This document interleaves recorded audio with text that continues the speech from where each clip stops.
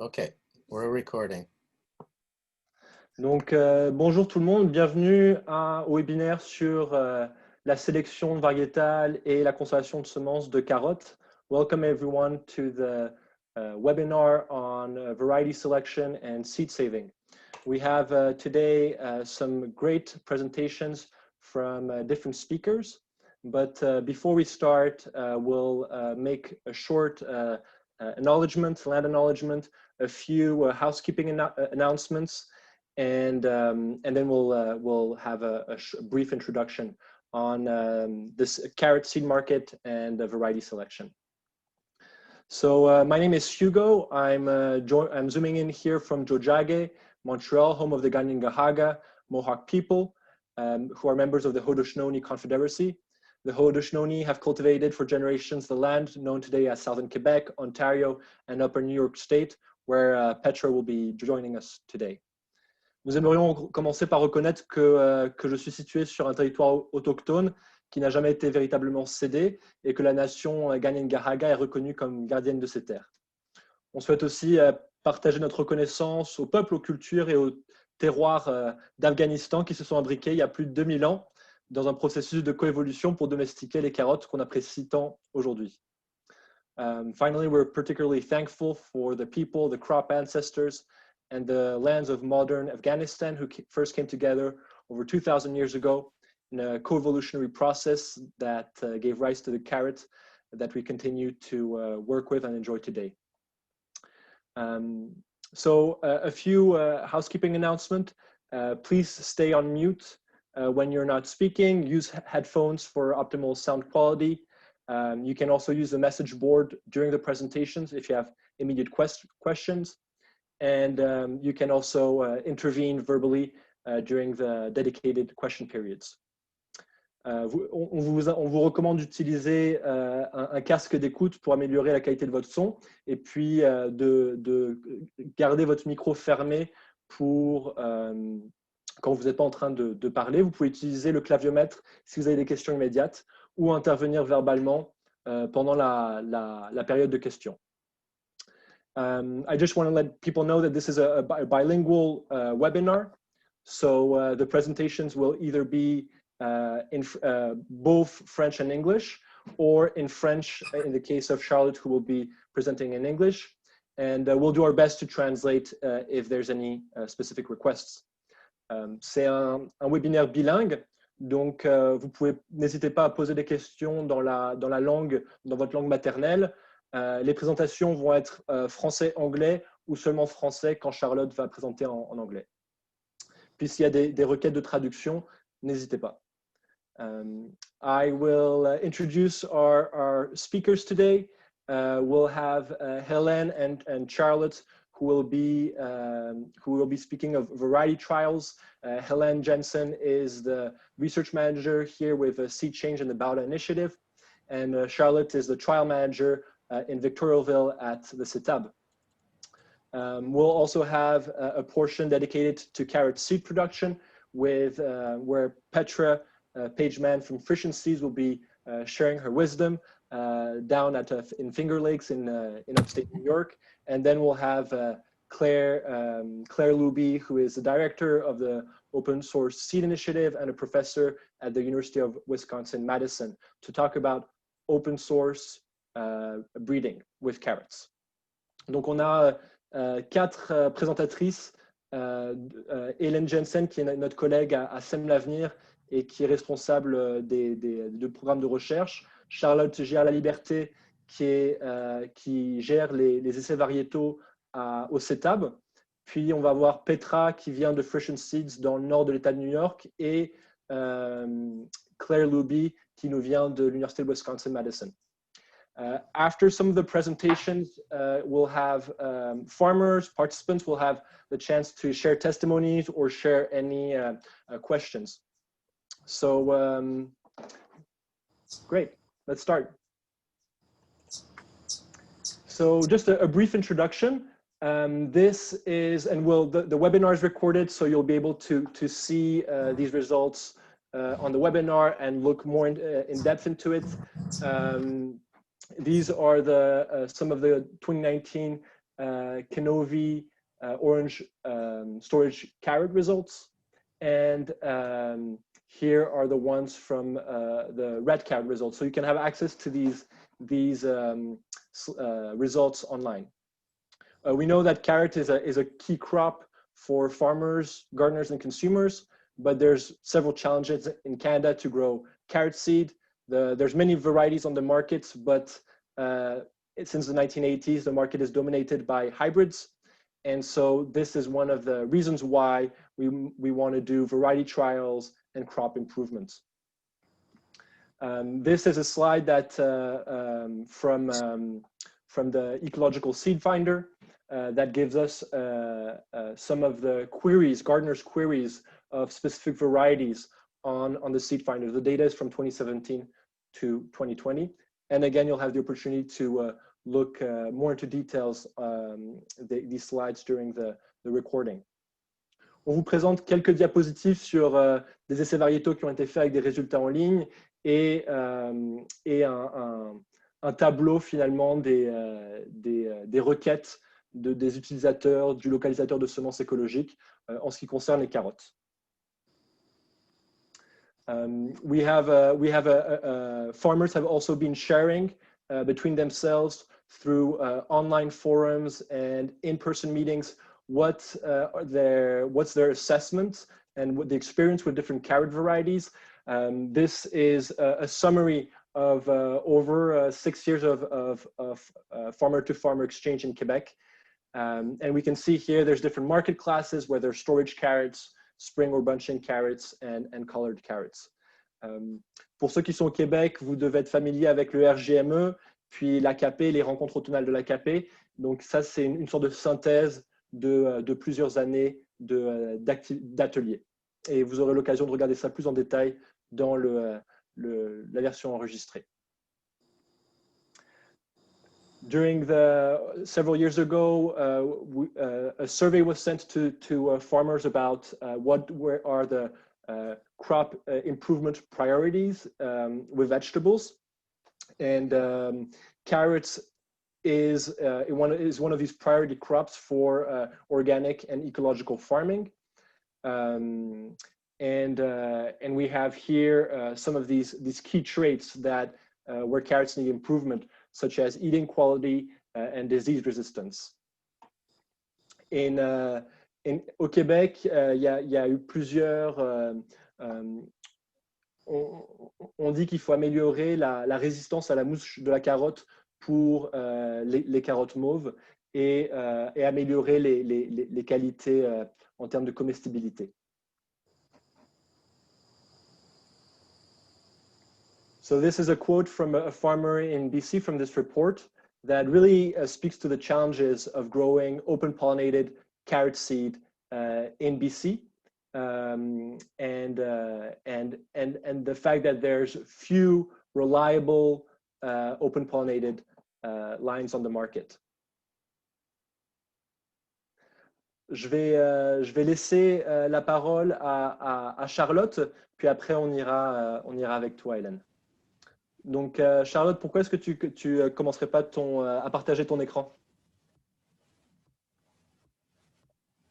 Ah, je vais devoir arrêter le mien d'abord. Voilà.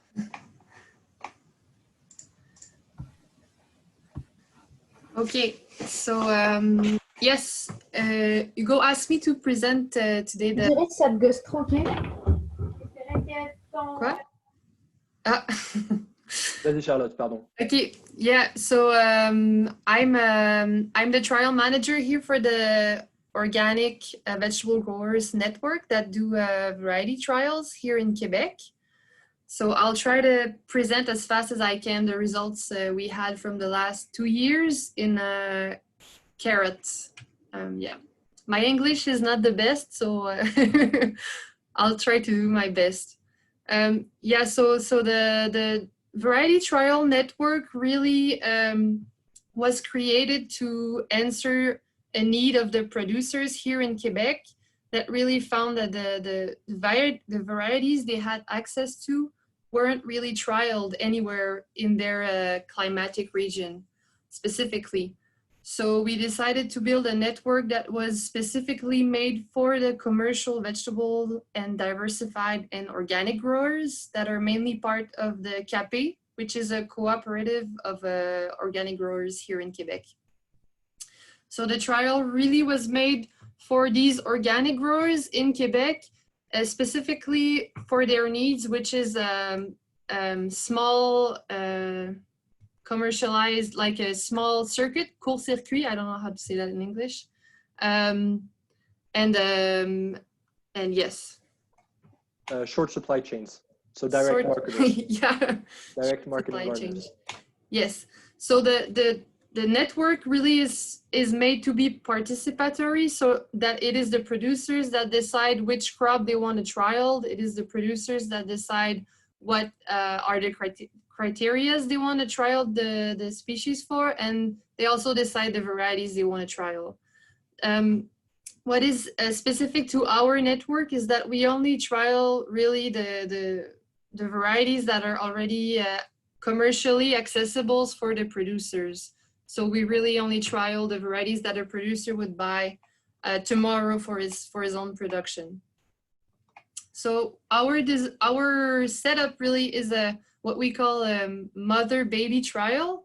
So for the last 2 years, what is a mother-baby trial is really we have a main trial with repetitions and randomization and everything that is made in the research center. And we also have what we call baby trials that are at the producer's farm, where producers decide which varieties they want to trial. They don't have repetitions or randomizations in their setup, but they really only trial specific varieties. Although we do have, how do we say, a control variety that is present on all the farms, and that is enable us to really see the differences between the varieties from one farm to another. So in the carrot trial specifically, for the last 2 years, we had about 11 farms that participated to our trial that were really spread out through all Quebec, the whole Quebec province. Specifically for the carrot producers, we're really interested in finding a variety that would replace the Bolero variety. They found that really Bolero had the whole market to itself, and they really wanted to find alternatives to it. They also wanted to find a carrot that would be able to store for very long periods of time, sometimes up to June, because some of the farmers part of our network would commercialize their carrot for their first basket, which is in June of the next year. They were also interested in the taste, specifically in the yields also, and in varieties that were certified organic. So with all these criteria chosen by the producers, we filtered all the varieties that were available and identified about 14 varieties that producers were interested in testing. They are listed here if you guys want to have a look later to them. Most of them are Nantaise type with one Chantenay variety, and yeah, about half of them were organic certified and half of them were non-treated seeds. And obviously our control variety was the Bolero. Just a picture of the varieties here compared to the Bolero, which is on the left always. You can look at it later on. I don't have much time, I think, so I'll go, I won't take too much time. Pictures here of the trial. On the left, we have the mother trial with the repetitions and everything. On the bottom, we have the taste test. So we tried to do, how do you say taste test? I don't know. Taste test with some criterias, just general appreciation, sweetness, texture, and yeah, I think that was it. And on the on the right, we have a picture of some of the baby trial at the producer farm. So he would basically just do one plot of each variety in his whole field. So some of the results, I'm sorry, I don't have like the statistical tests yet because we only got our last storage results in the last May, and we've been in the field since. But basically on the left, we have some of the yield results. So it's on a kilo per meter of row. The results are presented in kilo per meter of row. And on the right, we have the baby, if you will, the baby trial results. So all of the trials that were made on the farms are presented as relative to the control variety, which is the Bolero. So for each of the criteria that we had, we put the Bolero results as 100, and then all of the other varieties are just a declination of, if they had had a bigger yield, they would have had more than 100%. So as we see in our mother trial, the Bolero control variety was not the best producer in terms of yield. In the darker orange, we have the commercializable, like #1 best quality carrot. In the pale orange, we have the #2, which is still commercializable, but it's from the ACIA grid. And in the gray, we have the non-commercializable yields. So we see that the Bangor, Nectar, Miami, Naval are all varieties that really were top ranks in terms of yields. Here we have some of the taste, the taste results.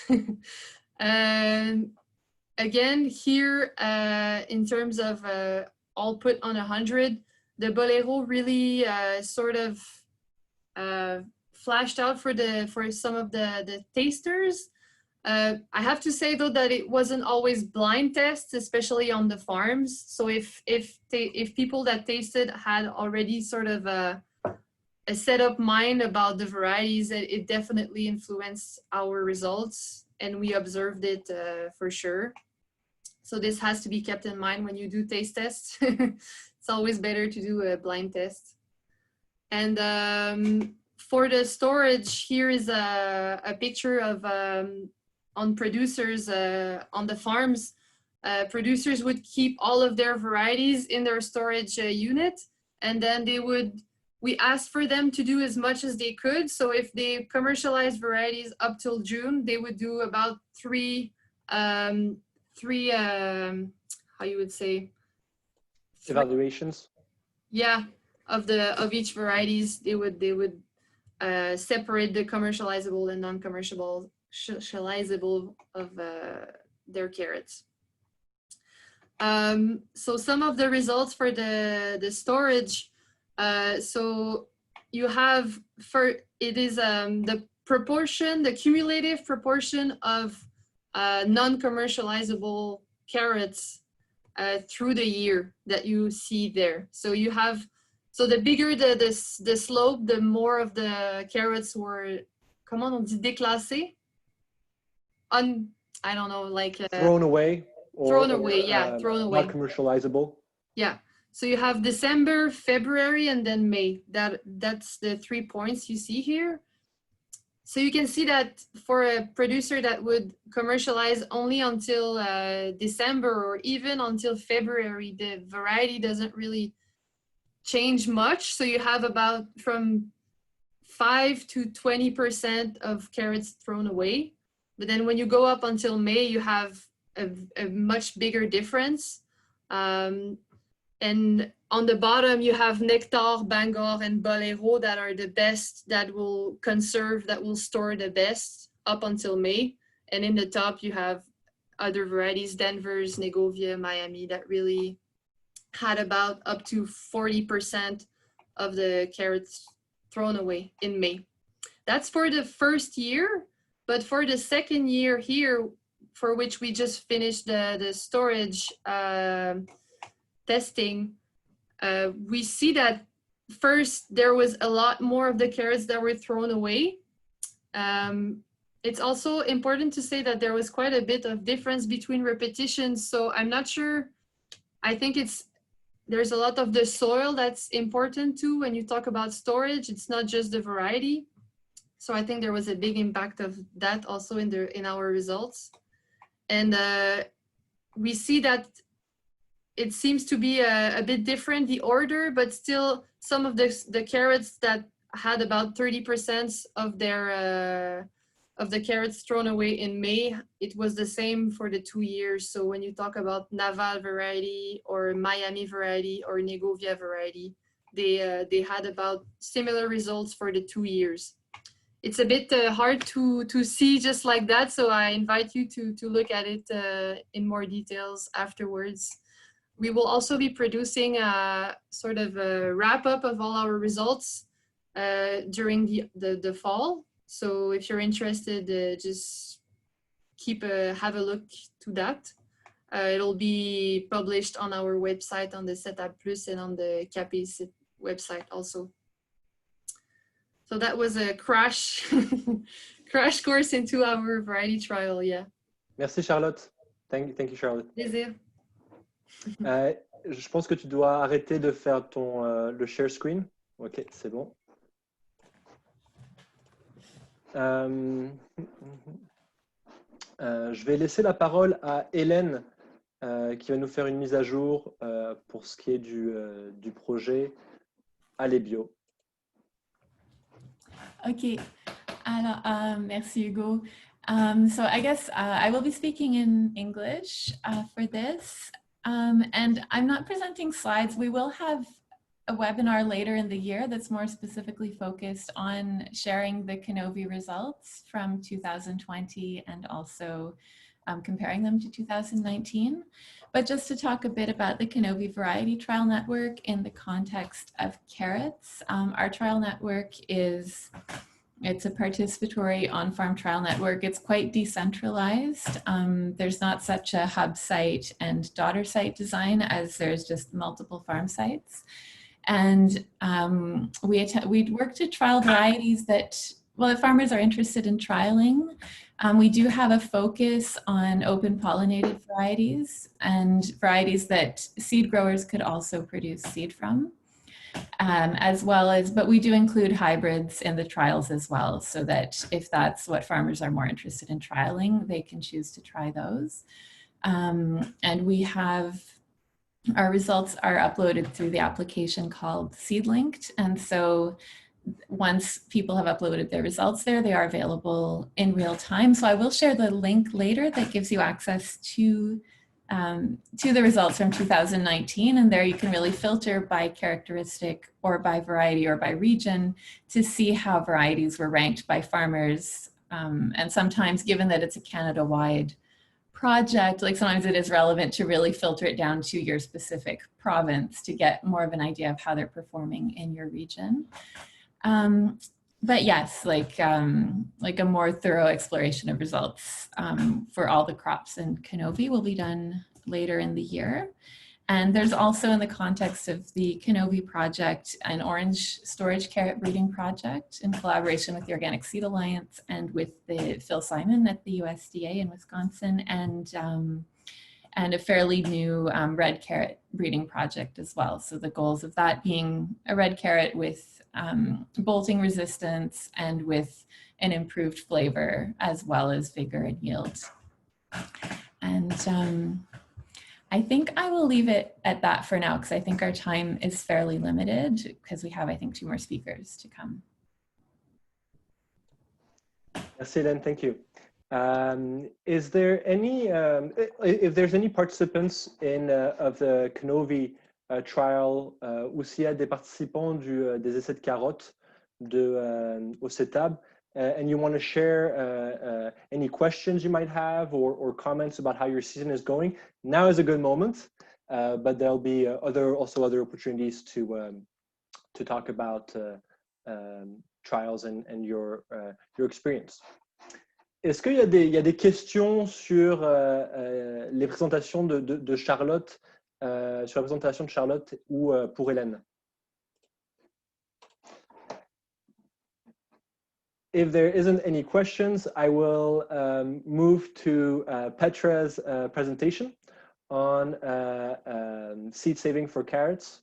Donc, c'est maintenant au tour de Petra pour nous partager son expérience avec la conservation de semences de carottes.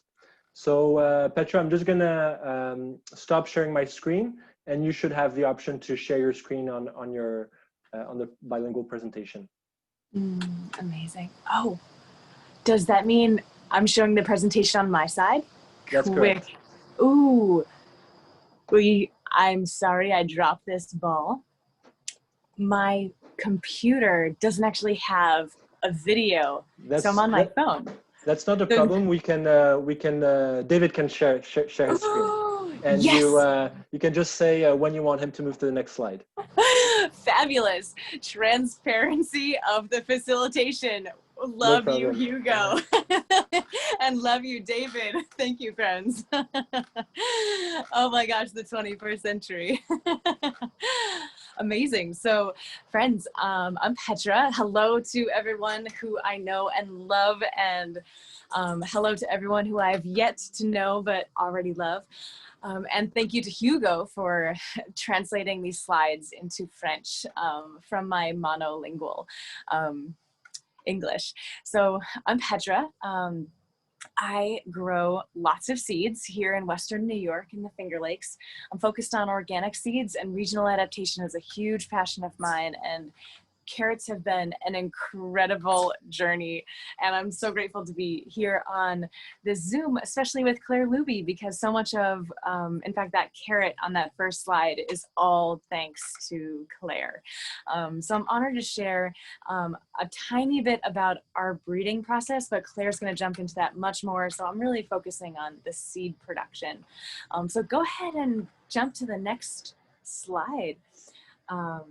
And thank you. Oh yeah, so I just wanted to introduce my partner Matthew as well. And next slide.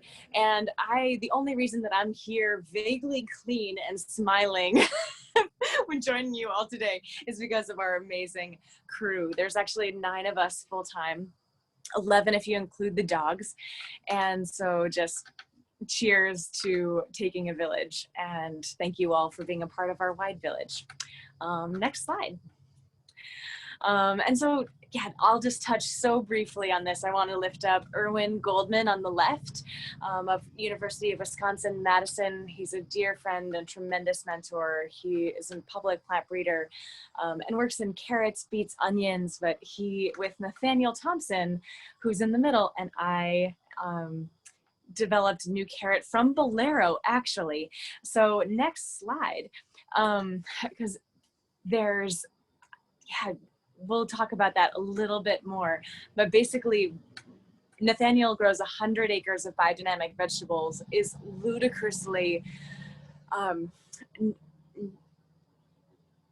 concerned about his dependency on this F1 hybrid Bolero that is conventional, that Vilmoron came out and about maybe 5 or 6 years ago and shared that they would never offer this seed organically, and he just can't find anything. He can find things that taste better, but nothing that is as good. So we embarked on this mission to make it make it so much better, and more on that. But basically, when we started this project of where do we move from a hybrid Bolero carrot to whatever comes next, we wanted to select for, the key things were early vigor, which is basically the reason why Bolero is Bolero. And of course, early consistent maturity, great flavor texture, which Bolero isn't that great of flavor. The texture is awesome, but we were like, I think we can do better in this department. And then of course, straight roots, with which Nathaniel's farm was pretty dreamy because he has tons of stones in his soil. So it was a great testing ground. And also storage, longevity, and texture flavor. So I do want to lift up that is tiny little, now 5-year-old Davi in the picture, along with the first generation of this Bolero, What Will It Become cross. And yeah, that was actually Davi and his brother Pancho's first day at Fruition Seeds. We got them on Craigslist, brought them home, and promptly harvested this first generation of carrots. So next slide. And other keys for seed saving, specifically, carrots are very prone to inbreeding depression. So having a minimum population of 200 is essential. And carrots in general, they've just been bottlenecked so many times in their kind of evolutionary history, and then especially as they've been domesticated. Orange, I forget the exact number, but it's like only 400 years, maybe even less, that carrots have been orange. So we're working with such limited genetic diversity. And so it's really essential to be doing really quality, if not high quality seed work to have really large population sizes. And the isolation distance is, you know, a mile from all Daucus carota, which of course, I imagine everyone on the Zoom knows. Queen Anne's lace is a common weed, beautiful flower everywhere on the eastern seaboard, and increasingly it's moving west and well beyond the Rockies. So over half of the entire world's carrot seeds are grown in Oregon as a direct result of this, among other things. And so it's really challenging to grow carrots for seed in the Northeast. And so seed to seed is also possible. I wanted to mention, you don't get to do the root selection and those strategies, but that is another way to kind of move around the seasonality and shortcut some of the time frame. I wanted to lift up, if you don't already have in your life, John Navazio wrote an amazing tome, The Organic Seed Grower. And so there's a lot of great info on carrots, tons of other crops in there. So root storage conditions are identical for eating as well as seed steckling storage. Steckling is the really fun word for a carrot that you're planting for seed rather than just purely having for supper. So that makes it nice. You know, a lot of other things like cabbage, and it's just really challenging, the biennial piece. So it's still challenging with carrots, but much less so. And I do want to share those carrots that I'm holding in my hand in this image. That is Dulcinea, which 6 years later is the new carrot that I'd love to share with you all. And I would so love for it to be part of your variety trials, sitting side by side with Bolero. So let's jump into the next slide. What's it going to be? So preparing roots for storage. You want to harvest your freshly mature eating roots, not too early and not too late. Too early, if they're just not going to store as well, and too old, ironically, they're not going to store as well. So the more like perfect spot on for like freshly emerged into edible maturity, the longer we found they'll store into the winter. And harvest on a dry day, so the soil isn't too moist. And a little frost on your carrots is totally fine.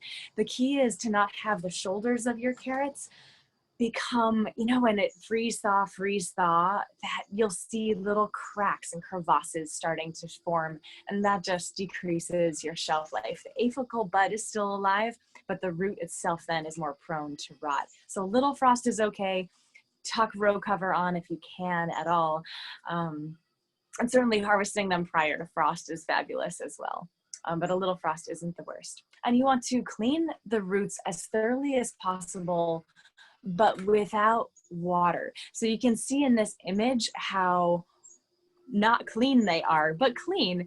And that's kind of the perfect stage. And you'll want to trim back all the greens back to 1/2 an inch above the top of the carrot. So at apical bud, just a 1/2 inch there. So your goal is to damage as little of that apical bud, that growth point, as possible. So cutting with scissors is wonderful. If you twist the tops, that often can just, you know, kind of mangle even a little bit that apical bud. So that's no big deal in terms of just storage for eating. But when it comes to wanting to stay till June or to the next generation of planting them, the more that you can kind of treat them like eggs that are very delicate and snip them off, the better off you'll be. And next slide. So so winter storage. So I confess I didn't have any great pictures for our winter storage, and this is not a great picture, but it's of like 6 years ago, before we knew that you can harvest the head of the cabbage and still save it for seed. So this just in, let's talk about cabbage again another day. But we store carrots very similarly. And as I mentioned earlier, the root storage conditions are identical for eating as well as seed steckling storage, which is awesome. So basically, if you're already doing it and you're happy about it, amazing. And if it ain't broke, don't fix it. And here are a couple other tips to keep in mind. So 35 to 38 degrees Fahrenheit, 1.7 to 3 degrees Celsius is optimal for carrots with 90 to 95% humidity. But with a bit of airflow is crucial. And if you're saving them for seed, 8 weeks minimum fertilization period is crucial. This is why my friends in the Dominican Republic are beside themselves. They're literally taking their carrots to the tops of the mountains and trying to fertilize them there because they don't have consistent enough refrigeration. They could simply keep them in their refrigerator, but they don't have consistent enough. Anyway, so growing carrots in the Northeast is not easy, but it's easier than the Dominican Republic. And it's all, the medium makes all the difference. So in this photograph, we store our cabbage in ever so slightly, but it's not even really damp. It's peat moss that we can reuse year after year. And that works okay for carrots, but we found that wood chips, larger wood chips, not sawdust, is much better. And that cedar is the dream because it's so antifungal and antibacterial. Clean sand is also a great option, albeit it's much more difficult to work with. It's really heavy and it's much harder to clean.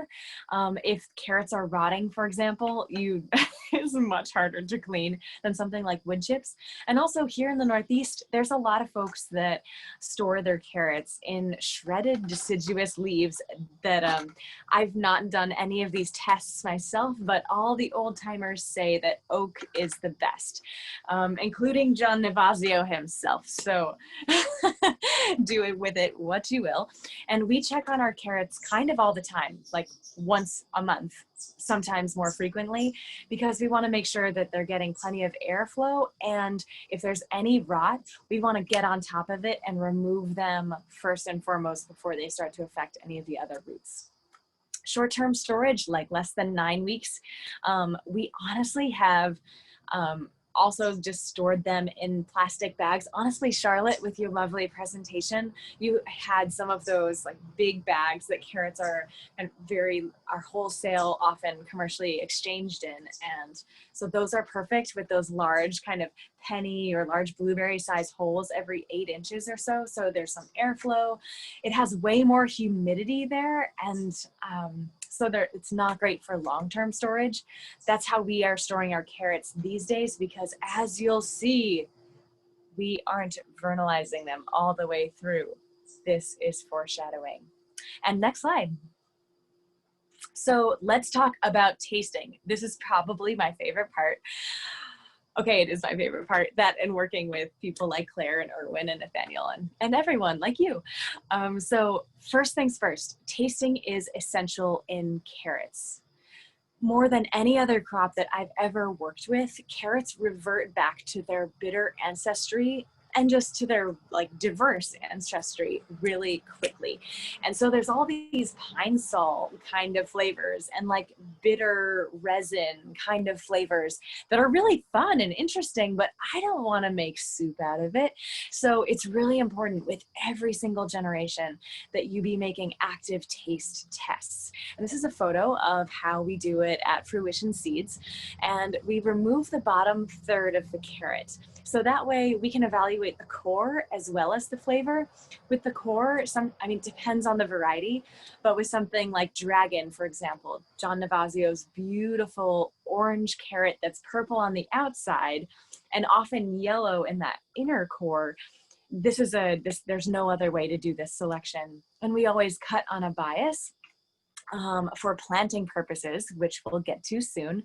And we do wash the carrots, but only in that bottom third where we'll be actively cutting.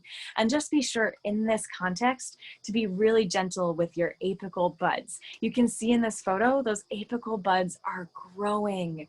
And that's okay because we're about to cut them and plant them, or we've cut them, but we're about to plant them, but they're really sensitive. And so there's nothing more sad than growing carrots, cut and like tucking them into winter storage, having all those months pass, and then just in the tasting phase, not handle them gently enough.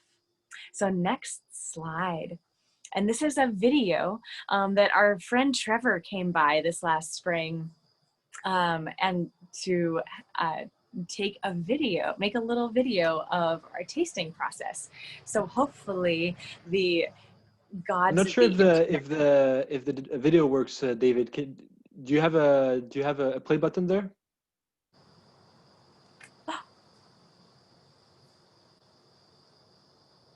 No worries. Sorry, I don't have access to the video. All right, no problem. We can just move to the next slide, and we'll send the video to the participants, Petra.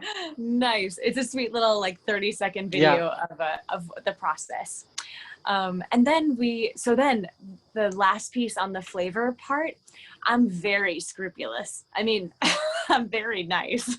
I try to be nice. But when it comes to flavor and carrots and selection, I'm absolutely ruthless. And we have 3 bins. We have Heaven, Hell, pardon me, and Purgatory.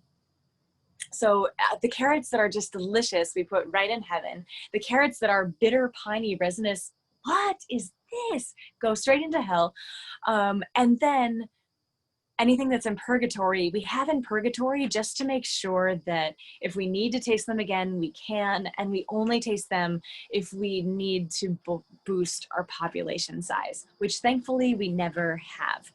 And yeah, by the 3rd generation of this new kind of Bolero cross evolution of Bolero carrot, we had way better flavor than Bolero. It turns out when you select for something, you can make significant leaps in that thing.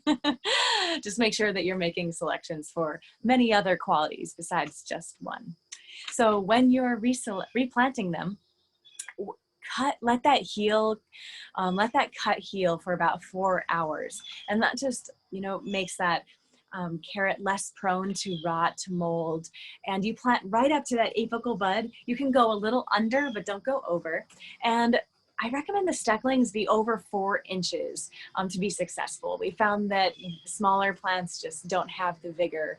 And 2 feet apart is crucial for good airflow. And yeah, just like all... Do you mean 2 inches? Oh, no, 2 feet. Okay. So yeah, if you're planting carrots just for like-food, by all means, and that first generation, that first year of the biennial, the first year you'll want to plant them like 2-3 inches apart. But then when you're planting them for seed, as I am, actually this is John Navasio's dragon in this image, we're planting them 2 feet apart. So they're going to get as tall as, they're taller than me often. They're 5, even 6 feet tall, and just going all over the place. They're huge Queen Anne's lace. So they're very large plants. So yes, in the first year, we grow them grow seed crops the same agronomic way as you would a vegetative, commercial vegetable crop. But whoa, for seed, 2 feet apart. So there's plenty of space, plenty of airflow. And the airflow just reduces your risk of disease. Next slide. And so this is where we have the main ways that we've grown carrots for seed in our 2nd generation are in our high tunnels, and in isolation cages. So here you can't quite tell, but we have some leeks that are about to flower. And also you can see kind of between Matthew and I, there's kind of this low vegetative greenery. And those are carrots regrowing that are about to be taller than me and covered in flowers. But at this point, we're putting up our isolation cage. So the next slide is our isolation cage. And so you can see that lovely little thing, which I just want to shout out the privilege of being close to a land-grant university. We're about an hour and a half from Cornell, and they literally, when they have zippers on either side of these cages, and when one zipper on one side breaks, they just give them to us. And we say thank you. And I don't know where in Canada, if there's land-grant universities that also have such flagrant, wasteful policies that you can take advantage of. And eventually we'll have more than we need, and we'd love to share them with you. So let's talk, let me count the ways. But the thing is about these wonderful isolation cages is you need to decide who is going to pollinate inside them, because the idea is there's no pollinators doing their thing, cross-pollinating inside. And so our go-to is blue bottle flies from arbeco.com. I don't know if they ship to Canada offhand. And so, yeah, this is where any way you can boost airflow to reduce disease potential is essential. Because look at that. I mean, you're in a high tunnel, so it's reducing airflow to begin with, and it's, you know, in a cage, which reduces airflow even more. So that's where the 2 feet is so critical. And we put them under our high tunnel because here in New York, it rains, and, you know, imagine dill, imagine Queen Anne's lace, all these dry seeded crops, they can very easily, even if they're not getting, certainly rain will prematurely disperse the seed. But honestly, even the dew that we have in the morning, water is the primary vector of every disease on the planet. So they really quickly rot. And so this is where, let's check in with the next slide. Yeah, so, okay. So this is where, before I dive into the dynamics of seed harvest, I just like presenter transparency. And I was really humbled when Hugo asked me if I would love to share this. And then I said, of course, I always love to share. And then I realized, oh my goodness, like we've learned a lot. And I would love to humbly confess that we send all of our stecklings to our friends on the West Coast because they simply grow higher quality and much more quantity of seed than we could ever produce on our farm in New York, even for our very small scale here at Fruition Seeds. So we have saved lots of carrot seeds, and we've learned the hard way and the joyful way as well, to collaborate with our friends out west in this. Like we feel there are bigger mountains to climb in terms of forwarding our contributions to the work of seed in the Northeast, where it's very important to me to be growing these growing the roots ourselves. But when it comes to be doing the seed work, I'm really grateful. And that is, if you had told me a decade ago that I would ever say that or think that, and certainly publicly, I would have been so disappointed in myself. But turns out we can all evolve. Let's hope that we can evolve as a species fast enough. So if you are saving your own carrot seed, you just want to make sure that your umbels are completely gold and dry, and that if you're here in the Northeast, let them dry further after you harvest them before threshing.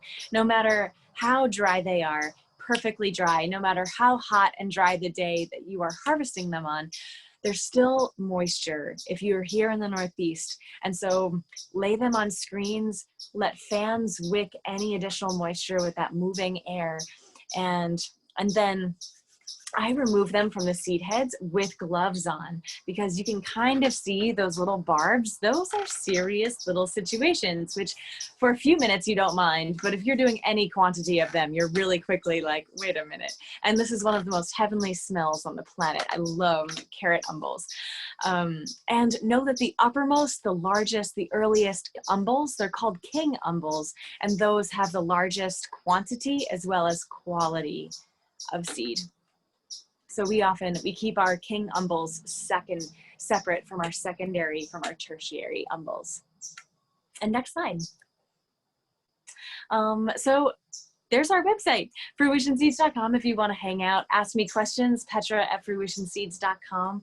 And that carrot that is our carrot that Claire Luby made that initial cross with, that perhaps she'll talk about, but it's with Bolero, and one of the Aussie nonce just populations that's available. She made that cross and shared that seed with Fruition.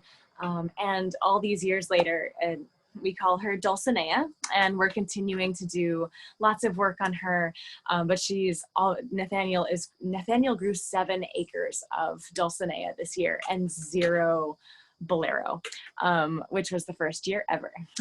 So he's really happy with it. We're really happy with it. We're also like, we're constantly making it better with every generation, and we'd love to share the seed and get your feedback, and thank you, friends.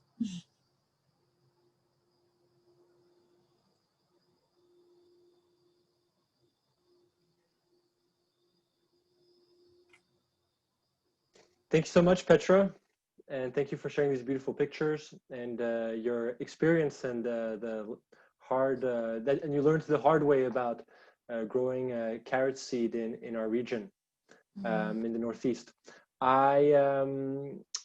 I don't see any questions in the chat box, but if anybody has questions to Petra on seed saving, now is a good moment. Oh, could I add another thing? Please go ahead. There's a whole, last year in the Small Farmers Journal, they asked me to write about plant breeding. So I wrote a whole article called "We Are All Plant Breeders Now," and then sharing 5 strategies for adaptive seed stewardship, including kind of the whole story of Bolero crossing with this Aussie nonce population, turning into Dulcinea. So if you're interested in that whole, in a lot more of that detail, you'll find on our blog, just like Google search Fruition Seeds blog, Dulcinea carrot, there's a lot more of the story. And then also on our blog, you'll see that entire article. So yeah, there's so much more to share. And I enjoyed very much your episode on the OSSI podcast, where you really delve more into the story of the Dulcinea project. Yes, Aussie is amazing, and Rachel Haltengren is amazing, and that was a really fun conversation. Since we don't have any questions, I would just share that I was talking. Oh, there's one. Go ahead, David, or whoever has the question.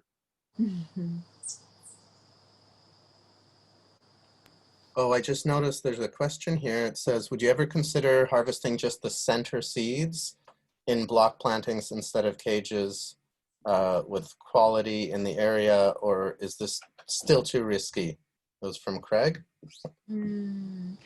Yeah, so the tricky thing about Queen Anne's lace is that, I mean, it's just brilliant, evolutionarily speaking. So it's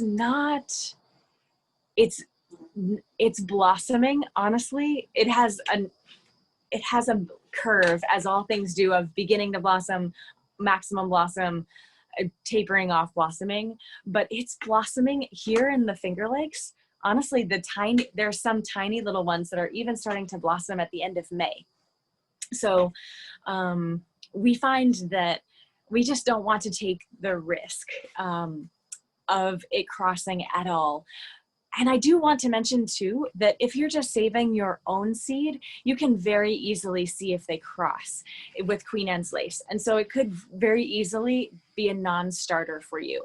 And so how you know, white is dominant in carrots, to my understanding. And so if the Queen Anne's lace crosses with whatever carrot you're saving the seed of, and then you save that seed, grow it out, and you see white roots, those are the ones that crossed. If they're not white, they didn't cross. So for us, because we're not growing out every seed, we're putting them in packets and sharing them with you, I just wouldn't sleep at night.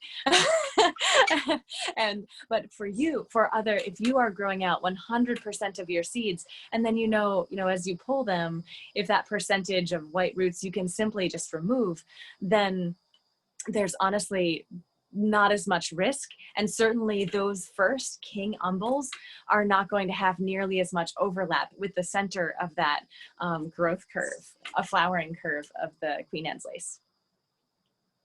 There's a couple other questions. One, I think maybe I can answer it from your presentation. Can you just leave carrots in over winter for the second year to get the seeds? And I think you had answered, yes, you can, but you can't select for root shape when you do that. And then advice on keeping wild carrots away. I think you probably answered that. We'll ask them nicely to not spread their seed.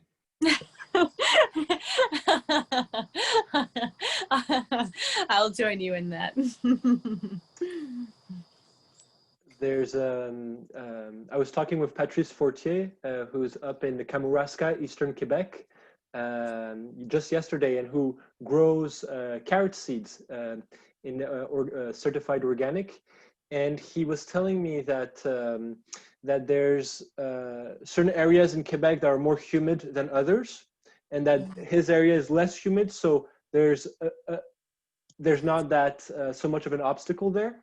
And he also goes in town to cut the Queen Anne's lace so that they don't spread during the period where there's they're flowering. So that might be a working strategy as well. I love that so much. And I miss Patrice so much. What's that, David? There's one more question here. It says, do you taste every single root before planting? Oh, absolutely. Oh, yes. It can get hard. I mean, I'm the only person on our team that can just keep tasting and tasting and tasting. Everyone else has to tap out. I don't know what it is. And honestly, sometimes I'll also, if we're doing 800 plus roots, which we are the last 5 years, it's kind of awful. I mean, it's not awful, it's delightful, but this is the hard part about it. I don't know, have you been to a wine tasting, where you're tasting so much wine that you would just get totally sloshed if you kept drinking? And so you swirl it around in your glass and then you taste it, but then you spit the wine back out into a little fancy urn and you're like, wow, this is absurd. So we do that with carrots, because otherwise I would be eating a slice of 800 carrots. So I'll chew them and then I'll spit them into a compost bin. Oh gosh, this is all pre-COVID-19 apparently. But yes, because there's no, to my knowledge, and maybe Claire can speak to this more, I don't know that the bitterness, the pine sol, those really off flavors, those more bitter ancestral flavors, correlate to any other phenotypic expression. And so the most beautiful carrot in the world can still pucker your mouth with pine sol. And so there's not really, you can't get and you don't know unless you try it. So we've made a religion out of it. Thank you, Petra. Thank you for your presentation. We'll be, if there's no more questions, we'll be going to Claire Luby's presentation. So I will stop sharing my screen, and Claire, now you should have that option. All right.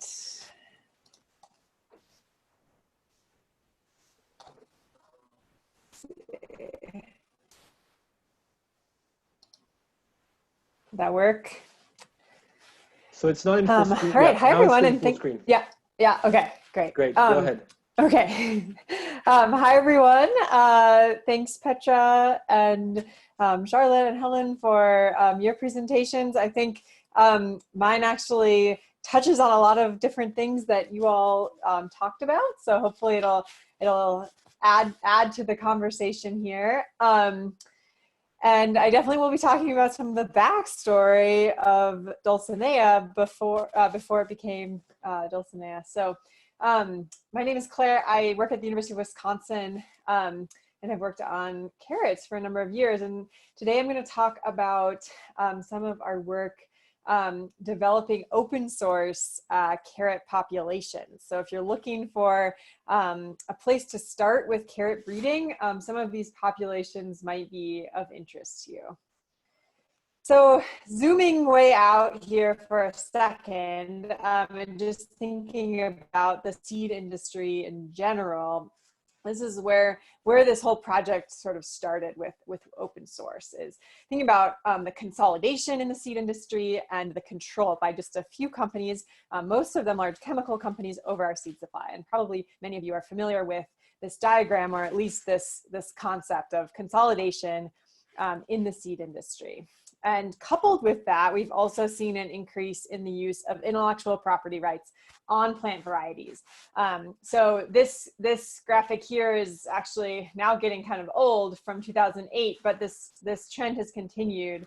And basically we've seen a pretty significant increase in all different types of intellectual property rights over plant varieties. And so why do we care about this? Well, some of these different types of intellectual property rights, like the plant variety protection, and this is in the US, although there are similar restrictions and sort of similar types of intellectual property rights in Canada, allows for plant breeding to continue. But things like utility patents do not. So those actually basically grant the patent holder pretty much exclusive right to both that variety, but potentially also any trait that that variety would have. So for example, in carrots, there's a patent on red carrots, and it's very unclear if that would actually mean the variety that it was originally intended for, or it's written quite broadly, and so it's possible that it actually would have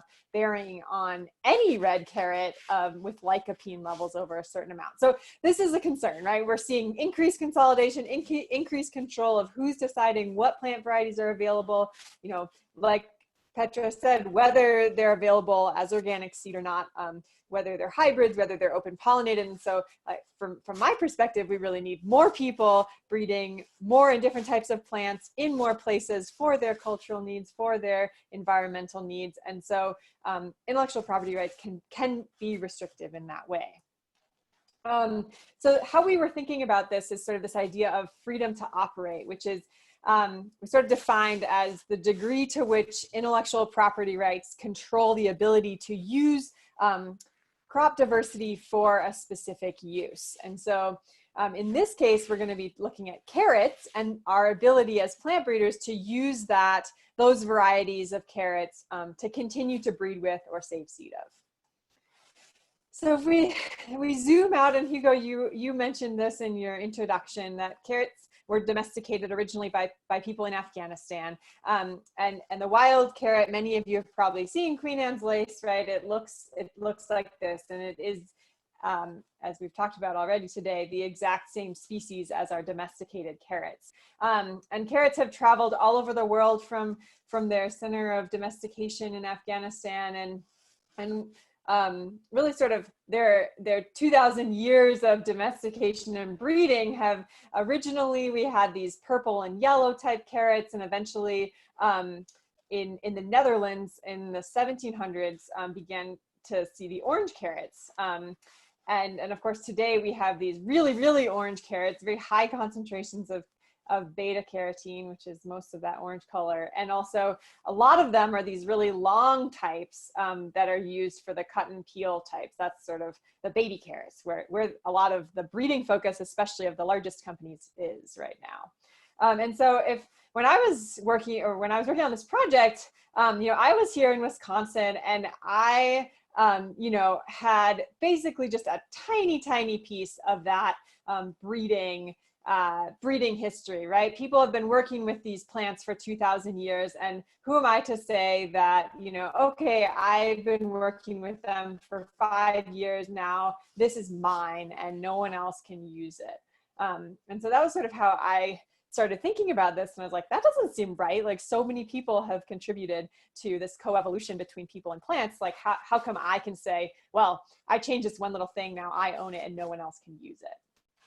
And this is sort of getting at this idea of patents and how restrictive they can be, right? It's like, okay, oh, I now have this hybrid red carrot that has lycopene, or that red color, over a certain level. No one else is allowed to develop anything similar. Like, that doesn't, first of all, seem to fit the patent law, and also is really restrictive in terms of everyone else's freedoms to continue to breed and select from these different plants. So in this project, what I was doing was wanting to look at the phenotypic and genotypic diversity of all of the commercially available carrot varieties that I could find. And I noticed many of those varieties are the same ones that are in the trials from the first presentation.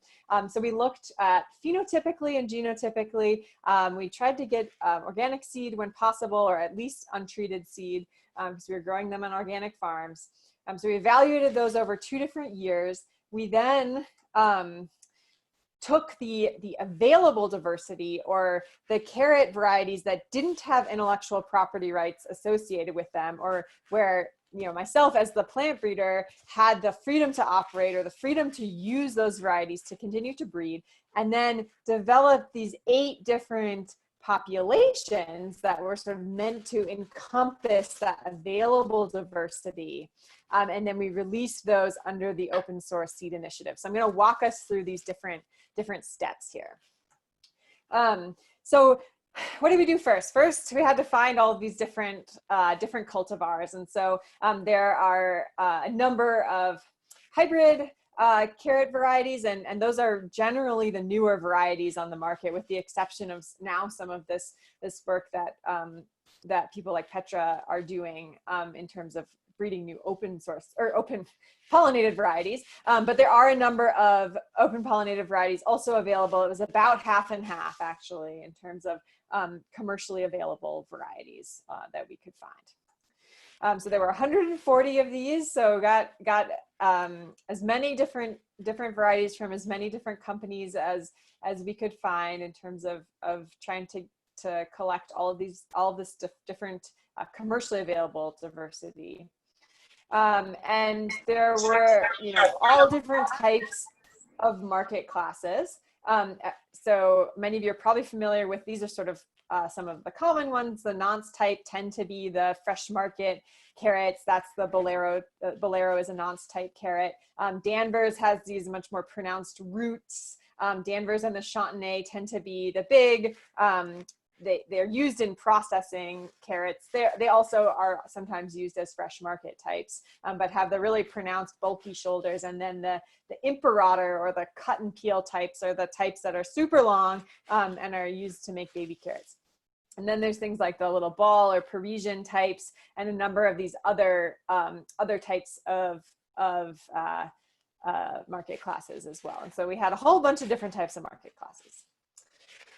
And then I first wanted to look at what intellectual property rights were associated with each of these 140 different varieties. And so to sort of summarize that, I did find that about 95 were available to use, or had no intellectual property rights. And while there was, and interestingly, intellectual property rights were only on the F1 hybrid cultivars, which makes sense. Those tend to be the newer released varieties. Hybrids are where most of the companies that are breeding carrots are focusing their efforts at this point. And so that's where the IP was on those varieties. And that came in the form of these bag tag licenses.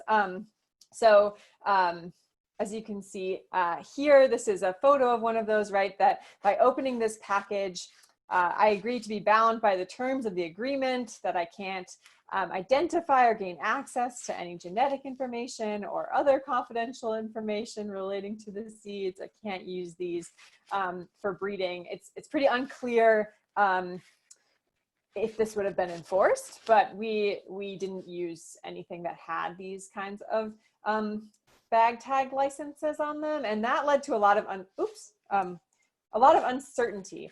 So we didn't use material for breeding if we were unsure about the intellectual property rights associated with something, and it also had this chilling effect, or basically, we don't know if these companies would have enforced this or brought anything against us, but the fact that they put that bag tag on their seed packet meant that we weren't going to use it in breeding. So it sort of had that intended effect, whether or not it would have been, they would have, you know, brought anything against us or not. So then we grew out all these 140 different trials, replicated trials on 2 different organic farms over 2 years. And this was in Wisconsin. One of these is a large 50-acre diversified vegetable farm, and they're sort of known for their carrots. That's Steve and Beth here. And they sell wholesale to a lot of the different grocery stores in the from Milwaukee to Madison, Wisconsin, so sort of southern Wisconsin. And then Eric Elderbrock had a diversified vegetable farm as well, and not necessarily such a focus on carrots, but another organic farm in the area. And so measured a whole bunch of different characteristics of all of these different varieties, top growth characteristics, as well as a bunch of root characteristics, and sort of assessed that diversity, the phenotypic diversity in that way. And then I also was interested in looking at the genotypic or the genetic diversity of all of these different varieties. And Petra mentioned that carrot is not a very diverse crop, and that was sort of affirmed by this part of the study, is that everything is quite closely related when it comes to carrots. And basically we use this genotype by sequencing analysis, which basically takes a snapshot across the genome of all of these different carrots to try to basically understand sort of what is that genetic diversity that's represented there. So this graphic shows the phenotypic diversity. And so this is called a principal components analysis. And it basically assesses what elements of all of the data that you've collected are contributing to the most differentiation that you see within that population. And so what I want you to look at here is that anything that's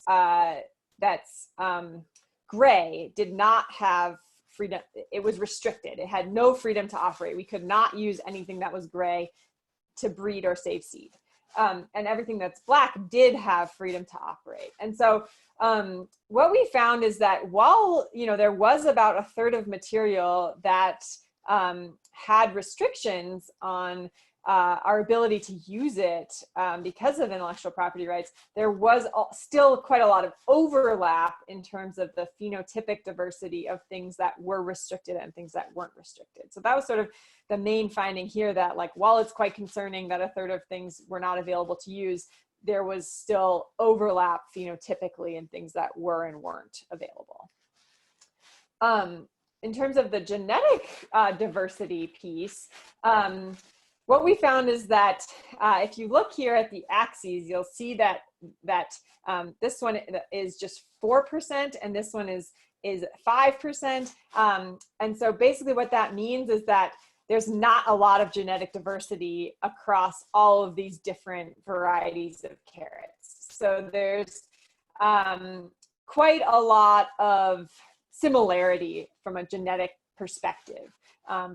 In terms of how these carrots are related to each other. And while it looks like there's this arm of gray here, which means that it's not available to use, there's no freedom to operate, we could not use those for breeding, because there's so little diversity actually represented here, when you run the statistical analysis, there's really no difference between carrots, genetically speaking, there's no difference between carrots with freedom to operate and carrots without freedom to operate. So there was really not a lot of genetic diversity here, not a lot of genetic differentiation. So to summarize that, basically we found that there was restriction. About a third of those carrots had some kind of restriction on breeding or seed saving. And those were all the hybrids, or all hybrids, although there were some hybrids that you could use. And then there was a lot of uncertainty around intellectual property rights, which led to this chilling effect. Currently, the material that had freedom to operate to use in plant breeding encompassed most of that total diversity, both phenotypically and genotypically, and then it was also a genetically unstructured population.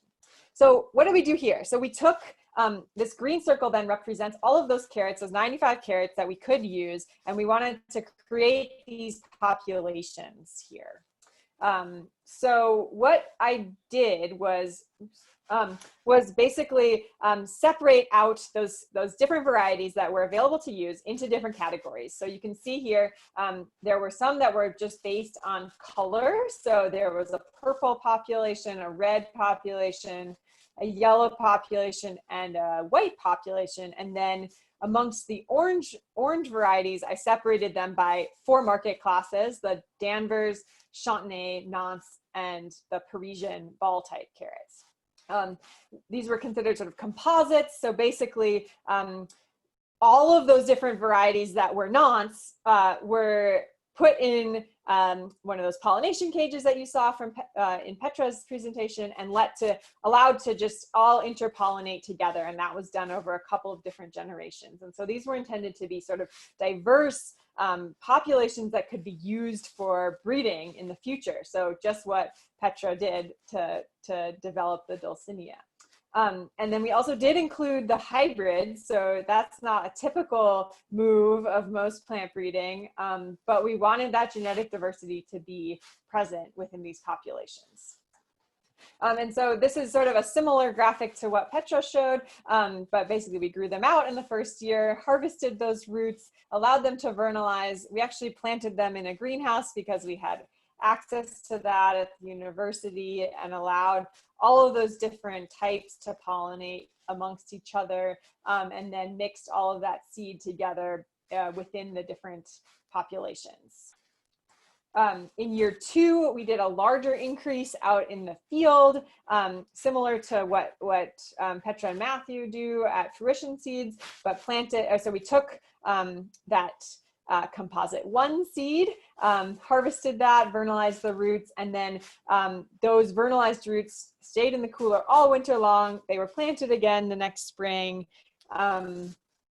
and then flowered that summer, and we produced seed that way. And so then these are the resulting populations. And so what Petra was talking about with the Bolero was, so Bolero was one of those varieties that we used in the Nantes type population. And so we actually gave her seed of off of where we knew Bolero was the mother plant. So we knew that the roots were Bolero. We did not know what the father or the pollen parent was, but it was one of these other Nantes types. And so it was a pretty big mix of different roots. And so that was what they were selecting out of for their breeding project. Here's just, we had to work with, so at universities, at least in the US, you have to work through their technology transfer offices. And so they actually allowed us to release these populations through the open source seed initiative. So these are all available as open source carrots. Petra already talked about this project, but that was one exciting collaboration that has come out of this whole project. And so I think I'm going to stop there. I could go further, but that was kind of where I wanted to get to in terms of these populations are all open source and available for you to use, so long as you agree to have anything that you develop out of them also continue to be open source. So happy to take any questions. Thank you so much, Claire, for your presentation. You can keep it on full screen until and see if there's any other questions from participants. David, are you seeing something?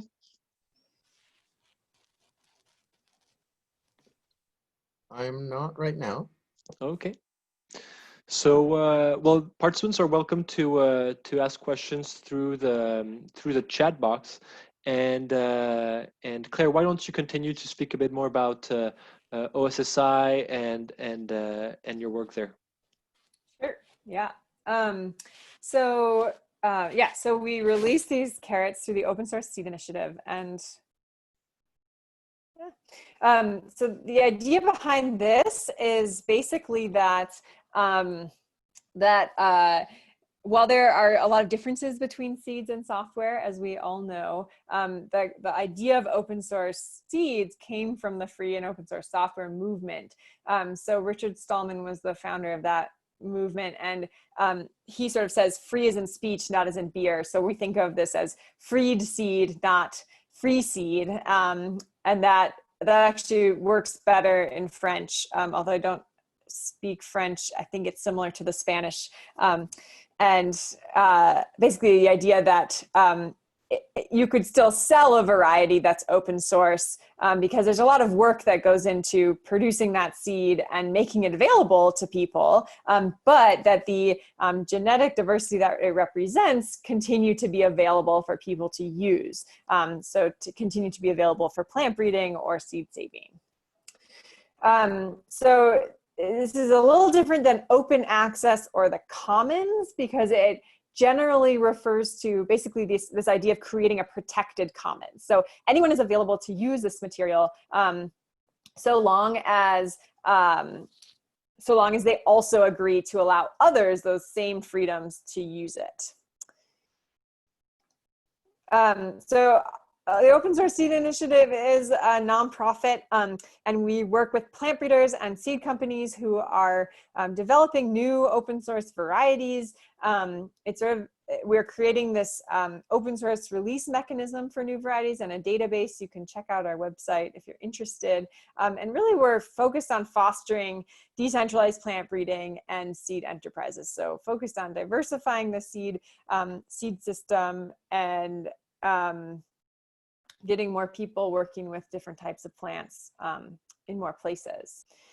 So we do this through a pledge. So the Aussie pledge reads that you have the freedom to use these Aussie pledged seeds in any way you choose. In return, you pledge not to restrict others' use of these seeds or their derivatives by patents or other means, and to include this pledge with any transfer of these seeds or their derivatives. So basically the idea here is that that the only restriction is that there be no further restrictions on that seed or its derivatives. So anything that comes out of it. So any new varieties are also open source. So because that nonce population was open source, then the Dulcinea is also an open source variety. And this pledge is intended to ensure the 4 seed freedom. So this is sort of clarifying what it means. So you have the freedom to save or grow seed for replanting or any other purpose. You have the freedom to share, trade, or sell seed to others, the freedom to trial and study seed or share and publish information about it, the freedom to select or adapt, to make crosses, or to use seeds to breed new lines and varieties. So again, just basically the only restriction is that there be no further restrictions.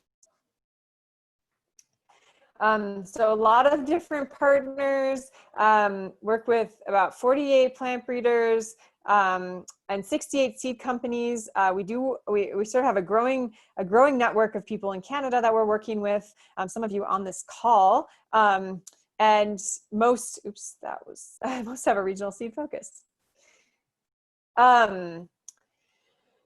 And then really focusing on building this database or having these varieties all documented as being open source. And so far we have over 500 different varieties.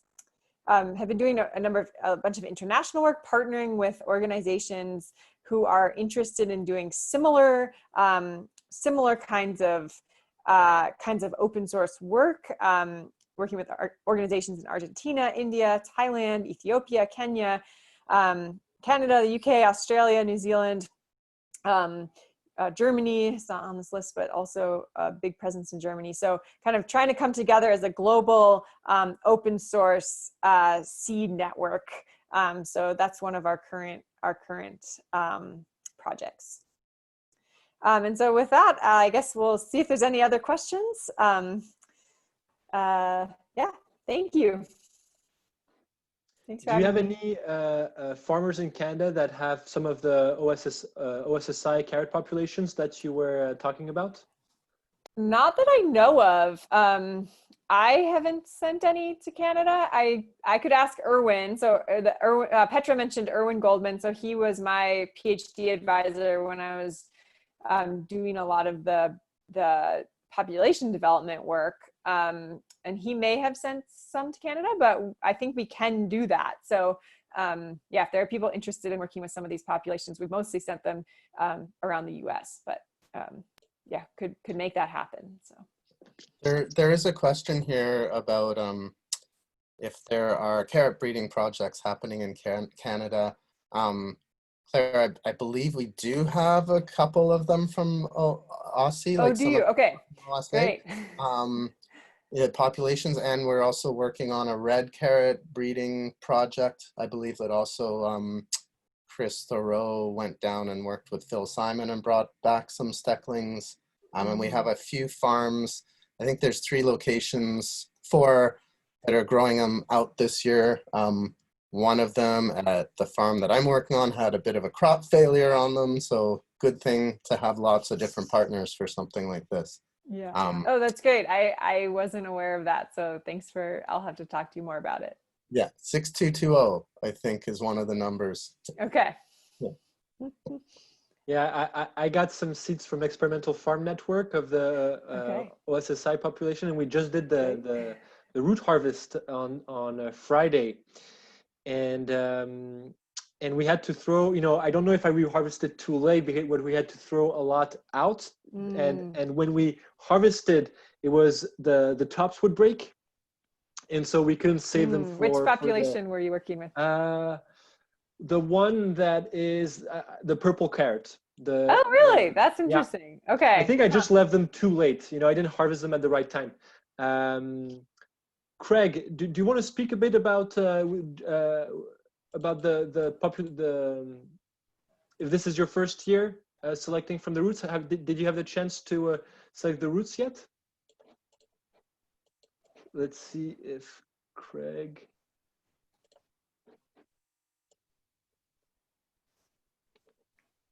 Anyways, hi Craig, can you hear us?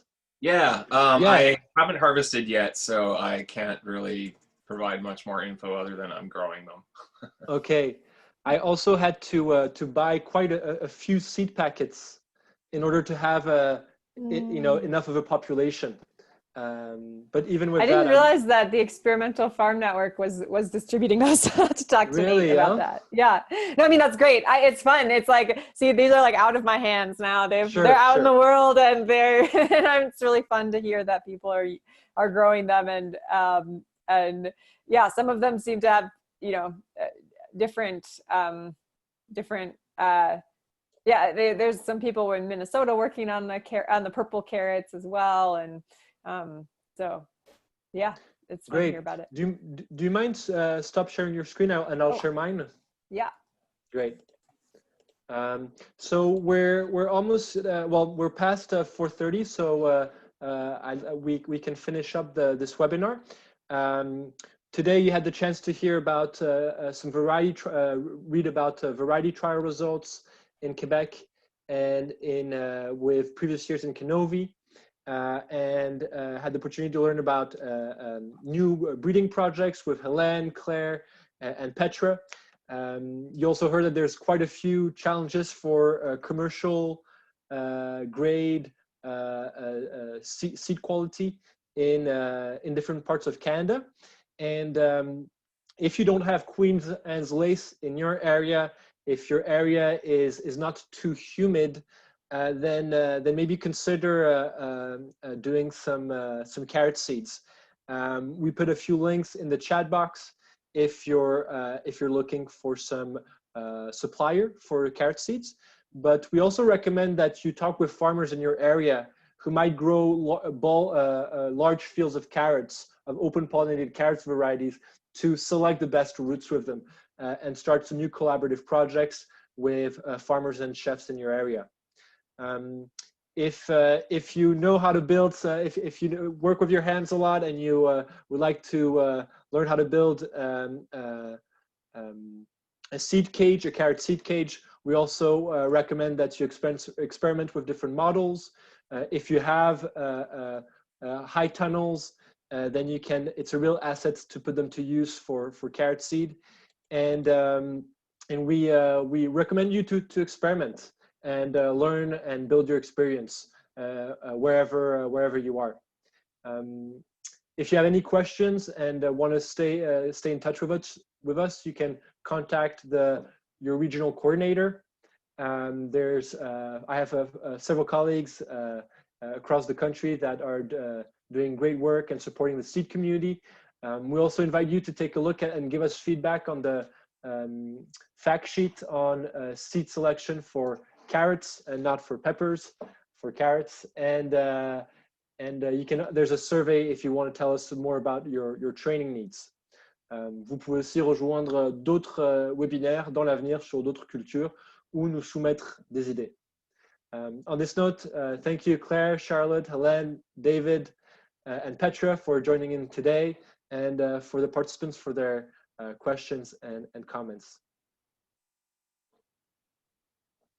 Bye-bye, everyone. Thank you.